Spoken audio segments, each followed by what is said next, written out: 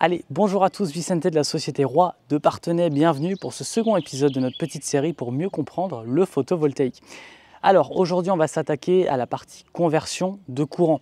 Super important, même beaucoup plus important que les panneaux photovoltaïques eux-mêmes. Généralement on vous présente les panneaux comme la tête de gondole, normal, c'est ce qui se voit dans un premier temps, mais n'oubliez pas que la partie conversion de courant elle doit être vraiment étudiée pour avoir une installation photovoltaïque performante et tout de suite et sur le long terme, bien sûr. Alors, quand on parle d'un onduleur, quand on parle d'un micro-onduleur, quand on parle d'un optimiseur, ils ont tous les trois la même fonction, celui de convertir du courant. Alors, ils n'ont pas exactement les mêmes spécificités, ils sont adaptés pour des situations légèrement différentes et c'est pour ça qu'aujourd'hui, on va comparer ces trois solutions. La première solution que je vais voir avec vous aujourd'hui, c'est la solution la plus prisée pour les petites installations pour l'autoconsommation, par exemple du 3 kW crête, du 4 kW crête, du 5 kW crête ou même jusqu'au 6. Au-delà, on commence à réfléchir à un autre mode de conversion de courant. Donc je vais aller le chercher, il est juste là à côté de ma petite caméra. Tac, le voici. Donc c'est un micro-onduleur. Voilà, les micro-onduleurs, ce sont les appareils aujourd'hui qui sont les plus installés pour les petites installations parce que leur coût est assez réduit finalement et leur objectif à eux c'est dans un premier temps d'aller chercher le MPPT. Le MPPT, on en a parlé juste avant, c'est ce qui permet d'avoir le meilleur fonctionnement au niveau d'un panneau. Et n'oubliez pas, c'est ce qu'on essaye d'aller chercher le plus souvent possible dans une journée ou même dans l'année directement. Et secondairement, une fois qu'on a cherché ce MPPT, on va venir convertir le courant. Alors il faut que l'onde générée soit qualitative forcément pour derrière avoir un bon courant alternatif et avoir quelque chose qui soit compatible avec vos appareils. Aujourd'hui, la plupart des solutions du marché sont très qualitatives pour ça. Au niveau des marques leaders, généralement, on est chez Enphase et on est chez AP System. Là, pour vous donner un exemple, c'est un AP System. Un micro-onduleur comme celui-là, il va se brancher sur deux panneaux différents. Chez Enphase, c'est une autre philosophie. On vient brancher un micro-onduleur par panneau. Alors nous, si on a choisi AP System, c'est pour des questions de plage de tension. On est électricien de base, donc c'est des choses qu'on a calculées. Et pour les panneaux qu'on pose actuellement, c'était le plus optimisé, et tout de suite, et sur le long terme. On va passer tout de suite à la deuxième chose. Alors, je vais aller le chercher, il est un petit peu plus imposant. Je vais vous montrer d'abord le derrière, parce qu'il est assez lourd. Et après, je vais vous montrer le devant. Ah, ça, c'est pas du petit matos quand même. Et donc, voici ce qu'on appelle directement un onduleur. Je vais vous le reposer parce qu'il fait quand même son petit poids. Là, c'est quand même plus agréable. Donc, un onduleur, lui, son objectif, c'est de faire les deux. C'est d'aller chercher le MPPT et d'aller chercher, en fait, directement la conversion de courant. Attention sur le MPPT, on ne va pas chercher le MPPT d'un panneau, mais on va chercher le MPPT d'une ligne entière de panneaux. Je prends un exemple ici. On a 6 panneaux. Si un des panneaux est ombragé, sa tension en fait ne sera pas constante, elle se différenciera par rapport à son MPPT et donc forcément toute la chaîne de panneaux sera à production égale par rapport à ce panneau-là qui est amoindri. Par contre, l'onduleur seul, lui, ne pourra pas corriger ce défaut-là. Il essaiera quant à lui de trouver son MPPT par rapport à la puissance des panneaux, mais il n'ira pas au-delà. Donc c'est pour ça qu'on dit qu'un onduleur, il faut absolument qu'il soit couplé d'optimiseurs aujourd'hui si vous êtes sur des toits qui sont compliqués ou qui sont ombragés. Je vais vous montrer ce que c'est un optimiseur. Parce qu'un optimiseur, en fait, c'est tout simplement ce petit boîtier-là. Donc lui, son seul objectif, c'est d'aller chercher le MPPT et la puissance qui en résulte part directement sur l'onduleur central. Vous avez l'onduleur central qui, lui, sa fonction, c'est de convertir le courant et de trouver le MPPT de sa chaîne de panneaux. Parce que n'oubliez pas que les panneaux sont en série sur un micro-onduleur, en une ligne ou différentes lignes, ça dépend des cas. Vous avez ensuite l'onduleur avec les optimiseurs. Donc là, c'est parfait, vous remplissez deux conditions. Vous allez chercher le MPPT de chaque panneau indépendamment et vous allez convertir efficacement cette onde-là avec l'onduleur. Et la troisième solution, qui est ici, c'est tout simplement en fait un micro-onduleur qui lui va avoir les deux fonctions, et la fonction de l'optimiseur et la fonction de l'onduleur. Donc c'est le bon moment pour parler de photovoltaïque parce que là il fait très bon, il fait très chaud. Je ne sais pas si ça se voit sur ma peau, mais là juste après j'allais me rafraîchir, j'ai quand même allé boire un verre d'eau parce que il fait quand même très chaud. Bon, revenons à nos moutons.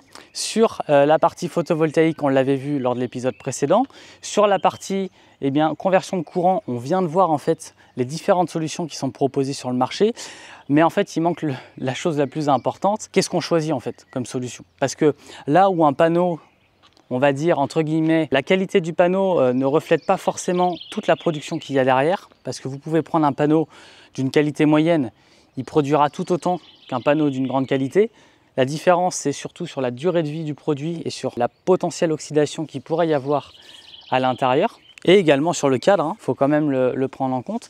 Par contre, sur un onduleur, l'objectif, il se différencie dès les premiers jours.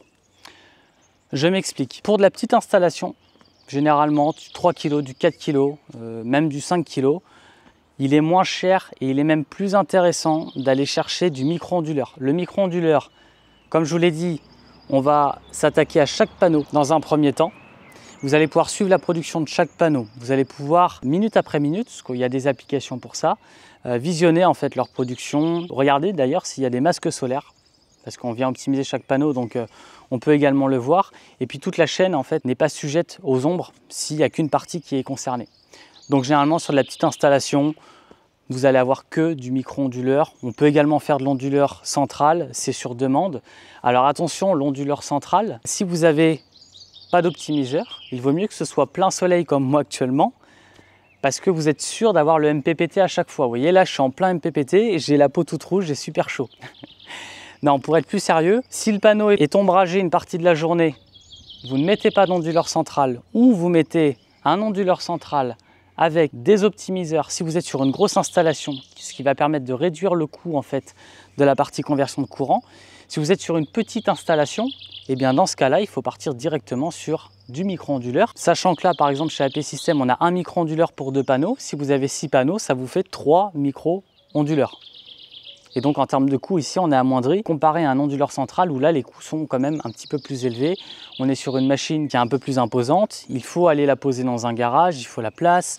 Puis derrière en fait le câblage est un petit peu plus long parce qu'on part sur du câble en courant continu et on descend en courant continu jusque dans votre garage, pour vous donner un titre d'exemple. Sur du micro-onduleur, vous avez, je vais vous montrer ça directement, une partie en courant continu, donc on vient brancher directement nos panneaux ici. Par contre, l'autre partie, c'est du courant alternatif. Et donc là, on repart avec un câble classique. Alors en fonction d'une installation monophasée ou d'une installation triphasée, on repart soit en 3G, soit en 5G. Et par contre, vous avez un seul tableau de protection dans le garage. Alors ça, on le verra dans un autre épisode, pour protéger le tout. Donc là, vous avez toutes les différences comparées par rapport à tous les systèmes qu'on propose. Sachez que même nous, chez la SARL Roi, les 3/4 du temps, c'est du micro-onduleur. Et sur des installations plus grosses, on part sur de l'onduleur central. Et si vraiment on a des ombres, etc., on va regarder d'abord si ça peut impacter nos garanties panneaux. Et dans le cas contraire, en fait, on mentionne aux clients toujours. Et secondairement, on regarde si on rajoute des optimiseurs ou pas. Vous avez ici tous les secrets pour la partie conversion de courant. Je ne suis pas rentré dans les détails sur le fonctionnement d'un onduleur parce que ce sont des choses aujourd'hui qui sont très très bien maîtrisées. Chez tous les fabricants quasiment, c'est des choses qui se font par dizaines de milliers chaque jour. Donc c'est pas comme les panneaux, ce sont des produits émergents, ce sont des technologies qui changent un petit peu au fur et à mesure des années et où il faut faire plus attention parce qu'on est sur des durées de vie bien plus importantes. Petit rappel avant la fin de cet épisode-là, un panneau généralement est garanti entre 25 et 35 ans. Pourquoi? Parce qu'une cellule photovoltaïque, c'est très simple de conception et donc pour qu'elle tombe en panne, il faut quand même le faire. Et secondairement, là, dans notre cas, elle est emprisonnée sous 2 couches de verre et donc vous n'avez pas d'oxydation possible. Une partie conversion de courant comme l'onduleur qui est à côté ou le micro-onduleur ou l'optimiseur, ce sont des choses qui fonctionnent en permanence et ce sont des choses où il y a en fait effectivement de la circulation électrique et donc tout ça, ça s'use assez rapidement. C'est pour ça que les parties conversion de courant sont généralement garanties entre une dizaine et une quinzaine d'années. Donc dans une prochaine vidéo, nous verrons quelque chose de spécifique aux onduleurs. On verra le dimensionnement. Donc ça, ce sera sur une étude photovoltaïque. Je vous expliquerai pourquoi on a tendance à mettre des onduleurs centraux plus petits par rapport à la puissance des panneaux. Voilà, donc c'est la fin de cette vidéo. Elle était peut-être un petit peu plus longue, mais au moins vous avez tous les éléments pour continuer à comprendre le photovoltaïque. En attendant, je vous souhaite une bonne journée et à très bientôt avec la SARL Roi.